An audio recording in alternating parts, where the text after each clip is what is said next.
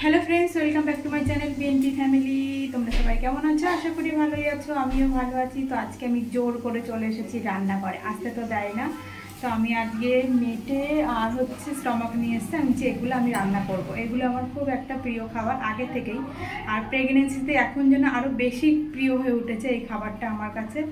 তো এটা খাওয়ার সময় না আমার মনে অনেক প্রশ্ন আসে এই প্রেগনেন্সির সময়, যে এইগুলো কি প্রেগনেন্সিতে খাওয়া উচিত। তো তোমরা বন্ধুরা যদি জেনে থাকো তো আমাকে কমেন্ট করে জানিও যে প্রেগনেন্সিতে এইসব খাবারগুলো খাওয়া উচিত কিনা।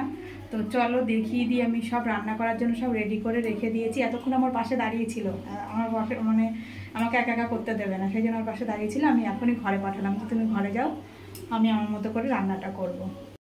তো দেখো, আমি মেটে আর স্টমাকগুলোকে ছোট ছোট করে কেটে খুব সুন্দর করে পরিষ্কার করে ধুয়ে এখানে রেখে দিয়েছি। আর এখানে মা আমাকে সব যা যা লাগবে সব রেডি করে দিয়েছে, তো এগুলো দিয়েই আমি রান্না করব।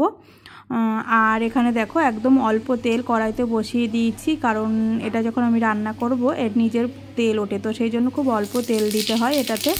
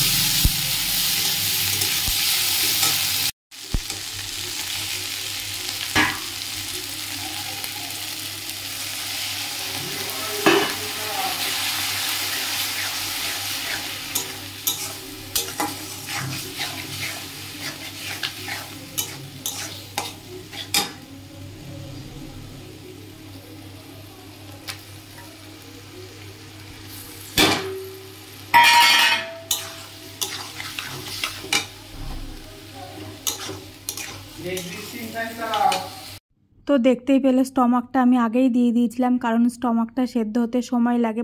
সেদ্ধ হতে স্টমাকটা অ্যাকচুয়ালি সেদ্ধই হয় না, যতই তুমি রান্না করো না কেন কচকচ করে। আর মেটেটা কিন্তু খুব তাড়াতাড়ি সেদ্ধ হয়ে যায়, তার জন্য আমি স্টমাকটা প্রথমে 10 মিনিট মতো রান্না করে নেওয়ার পরে আমি মেটেটা দিলাম। তো এবার মেটেটা দেওয়ার পরে গ্যাসটাকে আমি কমিয়ে দিয়ে ঢেকে ঢেকে সময় নিয়ে রান্না করে নেব। তাহলে কিন্তু স্টমাক আর এই মেটেটার রান্নাটা খেতে খুব ভালো লাগে, শুকনো শুকনো হয়। আর নামানোর আগে আমি এটাতে অবশ্যই একটু গরম মশলা দেবো, তো দারুণ লাগে খেতে। তো ওইদিকে রান্নাটা বসিয়ে দিয়ে ঢেকে দিয়ে আমি ঘরে বসছি, আর মেয়ে দেখি এখানে গরমের চোটে মেজের মধ্যে গড়াগড়ি খাচ্ছে। তো ওর গরম লাগছে, সেই জন্য মেজেতেই শুয়ে আছে, আর ওর ঠাম্মি ওখানে বসে টিভি দেখছে। আর ও শুয়ে শুয়ে ওর ঠাম্মির সঙ্গে খুনসুটি করছে, ঝগড়া করছে, বদমাইশি করছে, এগুলো করছে। তো এদিকে বসেছিলাম, তো এদিকে দেখো রান্নাটাও হয়ে গেছে। আর মাঝখানে মাঝখানে একটু নাড়িয়ে দিয়েছি। আর দেখো আমাকে নামাতে দেয়নি, রান্না শেষ না হতে হতেই চলে এসেছে, তুমি কিন্তু একদম কড়াই ধরে নামাবে না, আমি নামাবো। তো আমি বললাম যে এইটুকু নামালে কি হবে, তবু আমাকে নামাতে দেয়নি। ও নামালো, আর দেখো নামাতে গিয়ে বাটির চারিদিকে একদম ছড়িয়ে ছিটিয়ে কি অবস্থা করেছে। তো আমি একটু বাটির চারিদিকটা একটু মুছে পরিষ্কার করে দিলাম, কারণ দেখতে না ভালো লাগলে খেতেও ভালো লাগে না। তো হয়ে গেছে রান্নাটা, এবার যাব স্নান করতে। তো অনেক জোরাজোরি করে আজকে রান্নাটা করলাম। তো আমি তো রান্না করতে ভালোবাসি, তো মাঝে মধ্যে ইচ্ছা করে রান্না করতে। তো যাই স্নানটা করে আসি, তারপরে খেয়ে নেব। তো আমি স্নান করতে যাব, তখনই দেখো ফ্লিপকার্টে একটা জিনিস অর্ডার দেওয়া হয়েছিল, তো সেটা চলে এসছে। তো আমি ভাবলাম তো এটা দেখে তারপরে স্নান করতে যাই। তো দেখো এটা হচ্ছে কি বলো তো, এটা হচ্ছে একটা বোতল, মেয়ের জন্য অর্ডার দেওয়া হয়েছিল। তো মেয়ের স্কুলের বোতলটা কি হয়, যেগুলো মুখটা চেপে চেপে আটকানো, সেটা না ও মুখটা প্রত্যেকবার ভেঙে ফেলে। তো সেই জন্য এবার এরকম প্যাচ দেওয়া বোতলটা কিনে দেওয়া হলো, অনলাইন থেকে অর্ডার দিয়েই কিনলাম, কারণ এখানে অনেক খুঁজেছি পাইনি। তো এই বোতলটা কিন্তু আমি যদি গরম জল রাখি তাহলে গরম থাকবে, ঠান্ডা জল রাখলে ঠান্ডা থাকবে। তো নেহা তো পেয়ে খুব খুশি হয়েছে। তো এই যে স্নান টান করে খেতে বসে পড়েছি। তো আমি কি খাবো দেখো, ডালিয়া আর মাংস।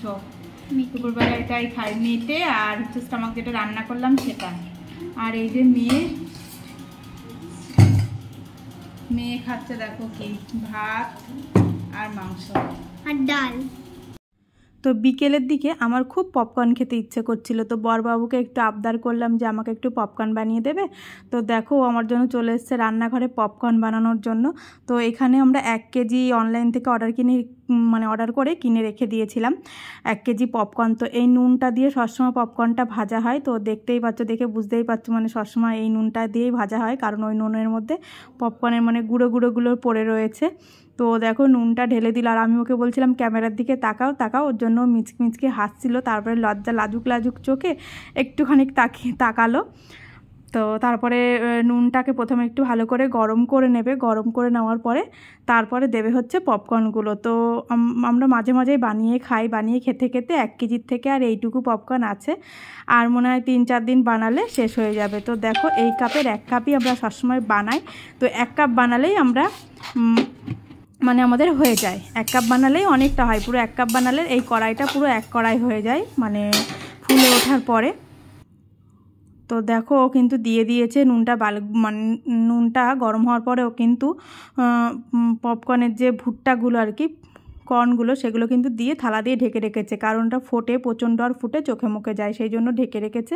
তো ঢেকে রাখলেই কিন্তু নিজেই ফুটে যায়। ফুটে দেখো কড়াইটা ভর্তি হয়ে গেছে।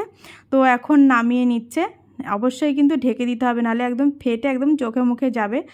তো দেখো কি সুন্দর পপকর্নগুলো হয়ে গেছে। তো এখানেও মেয়ের মিস এসছে পড়াতে, তো মেয়ের মিসের জন্য আর মেয়ের জন্য এখানে প্লেটে নিয়ে নিচ্ছে। তো এটার মধ্যে এবার দেবে হচ্ছে উপর থেকে একটুখানি বিট নুন ছড়িয়ে দেবে, তাহলে আরও বেশি ভালো লাগে খেতে। তো দেখো টেবিলে নিয়ে চলে এসেছে, এখানে একটু উপর থেকে বিট নুন দিয়ে দেবে। তো ফ্রেন্ডস, আজকের ব্লগটা এইটুকুই, দেখা হবে পরের ব্লগে। তোমরা ভালো থেকো, সুস্থ থেকো, আর অবশ্যই কিন্তু আমার পাশে থেকো, আমার সাথে থেকো, আর আমাকে প্রচুর আশীর্বাদ করো, আর আমাকে একটু সাপোর্ট করো। তো চলো বন্ধুরা, টাটা।